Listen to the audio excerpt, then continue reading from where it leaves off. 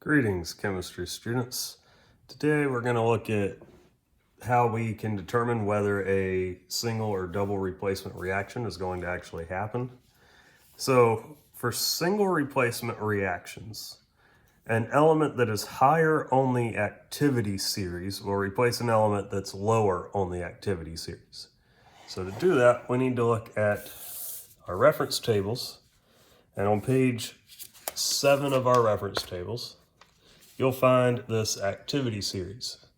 And there's actually two activity series. There is an activity series of halogens, and then there is an activity series for metals plus hydrogen.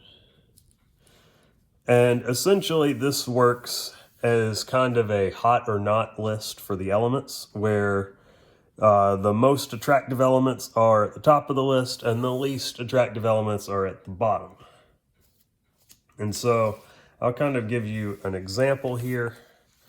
If we look at this first example here, magnesium plus hydrogen chloride. Well, magnesium is by itself and hydrogen is paired up with chlorine. So we need to find magnesium on this list. It's right here. And then we find the other thing that's on the same list. We don't look at chlorine. That's a separate list for halogens. So we're going to find hydrogen. Magnesium is higher than hydrogen on the list. So chlorine, that's currently in a very long-term one-day relationship with hydrogen, sees magnesium and it says, I think I'm going to break up with the hydrogen and hook up with magnesium. So instead, we're going to have magnesium replacing the hydrogen, giving us magnesium chloride.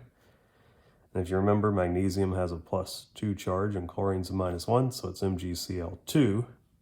And then we're going to get hydrogen left all by itself. And hydrogen is one of the diatomic elements. Those are nitrogen, oxygen, chlorine, bromine, iodine, fluorine, and hydrogen. And the way you can remember those is you start with element 7, which is nitrogen, oxygen, fluorine, chlorine, bromine, iodine. It kind of makes the number 7 right there, plus hydrogen. So I call them the deadly 7, because they can be deadly to you if you forget about them. So that's how this activity series works. And this would be a single replacement reaction here. If we look at the second example, we have copper and hydrogen chloride. Well, copper is down here, hydrogen is above it. Since copper, the thing that's by itself, is lower on the list, there is no reaction. In this third one, we have zinc is by itself, so we find zinc. And then copper is the metal that's in the compound, which is down there. The thing that's by itself is higher on the list. So we do get a reaction. We're going to make zinc sulfate and copper. In this fourth one, here the thing by itself is a halogen. So look at the activity series of the halogens. I find that bromine is lower on the list than chlorine, the other halogen. Ignore the potassium, it's on a different list.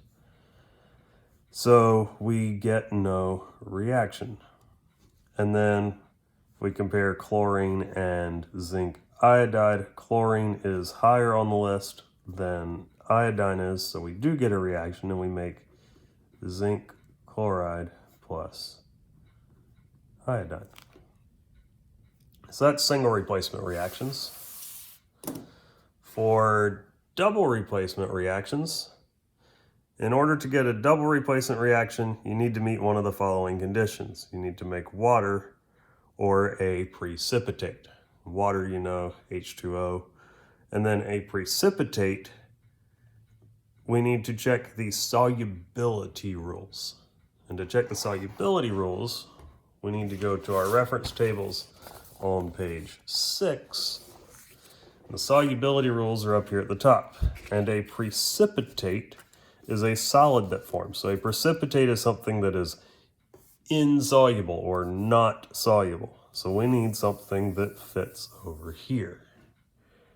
So I'll walk you through some examples. So this first one, we have copper 2 sulfate plus sodium hydroxide. Well, first, we've got to figure out what the heck we're even going to make.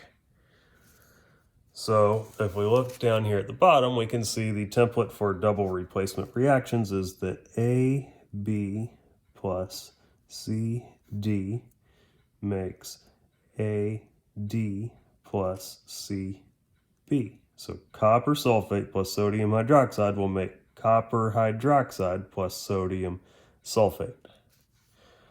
So this is going to make copper 2 hydroxide because copper has a +2 charge, and in double replacement reactions, charges of elements won't change, but don't worry too much about that. So it's going to make copper 2 hydroxide plus sodium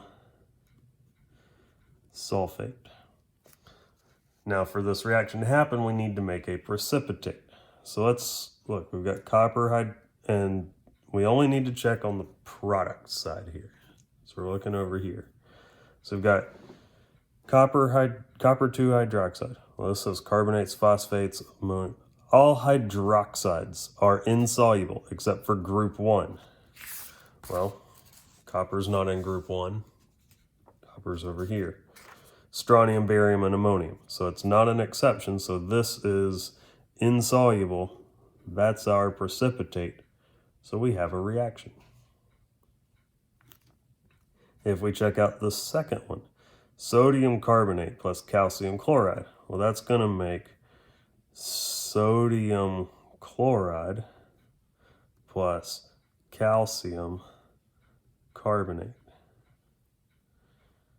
Also, I forgot to balance this equation up here earlier because I need to put a 2 right there.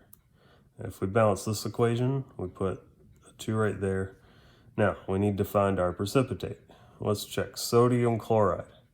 Well, all nitrates, acetates, ammonium, and group 1 salts are solubles. In other words, anything that has an element in group 1, and we're going to kind of ignore hydrogen for this case, but anything that's got an alkali metal in it, which sodium is always soluble. There's no exceptions to that. So that is not a precipitate. Then we have calcium carbonate. This says all carbonates are insoluble or are a precipitate. These are our precipitate. Except for group 1 and ammonium. Well, calcium's in group 2, so we have a precipitate, we have a reaction. If we look at this next one, copper 2 sulfate plus hydrogen chloride or hydrochloric acid, that's going to make copper 2 chloride plus hydrogen sulfate, and balance it real quick. If we check our solubility rules, all chlorides are soluble except silver, lead, and mercury 1. Well, this is copper.